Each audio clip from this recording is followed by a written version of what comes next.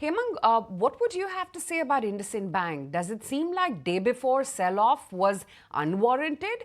And would you read at all into that 4% bounce yesterday?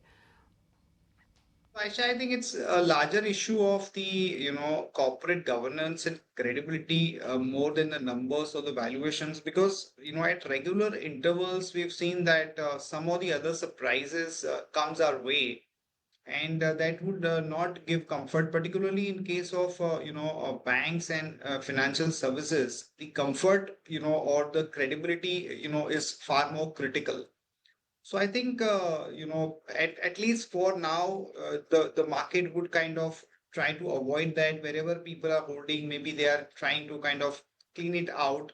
The only thing is the stock has corrected so much. Even previous quarter when this microfinance related negative surprise came through, the stock lost about 20-25%. Now just within a short span of maybe 1 or 2 days, it's down 25%.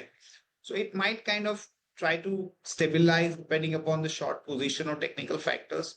But purely from a fundamental perspective, I think people would want to avoid IndusInd at this point. Okay, there's another SIP data which we are talking about, and you have to realize that while the SIP data incrementally maybe at a 3-month low, I would still say bravo to Indian retail investors. Why? Because for the first time, Indian markets post-COVID, and we are talking about that SIP bulge really coming post-COVID. That's a large, sizable new investor who has moved into the market post-COVID.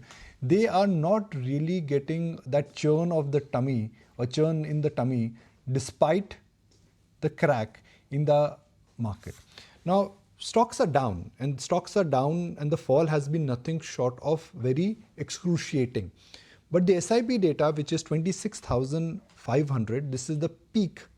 And we're talking about the peak which the market saw in December when everything was like, going rara in the small and the mid cap space. The SIP flow, despite this brutal volatility and crack in the market, the maturity by Indian retail SIP investor, I think is absolutely heartwarming. Bravo to them, I would like to use the word. That they are not thinking QSQT, they are thinking in terms of real true blue financial planning. So the test of the market was that everyone said that market girega, SIP niche aayega, market girega, retail investor bhag jayega, market girega, small cap mein redemption aa jayega. Thank you retail investors, that's not happening. And that in a sense is a clear indication of how flows have moved. Hemang, few good things about Indian retail investor, please say. Absolutely, Nikunj. I think what is very important is that what we had seen in earlier periods is that when you have such a big sell-off, there used to be a lot of lumpiness in the flows and the mindset change has happened big time, both in terms of their investment into equities through SIP, through opening demat accounts, etc., etc. So I do think that this is a very good sign and it brings an element of stability to the domestic mutual fund industry, which has been supporting the market for an extended period of time. I think for a large number of years, we have not seen the kind of sell-off that we have seen in the market, almost about $35 billion in a short span of about 4 to 5 months. So to withstand that kind of an onslaught, and at an index level, we are just down about 12-13%. So that definitely says that the depth of the market is much better now. There is a much larger participation, and I do think that that brings a lot of comfort for a lot of investors.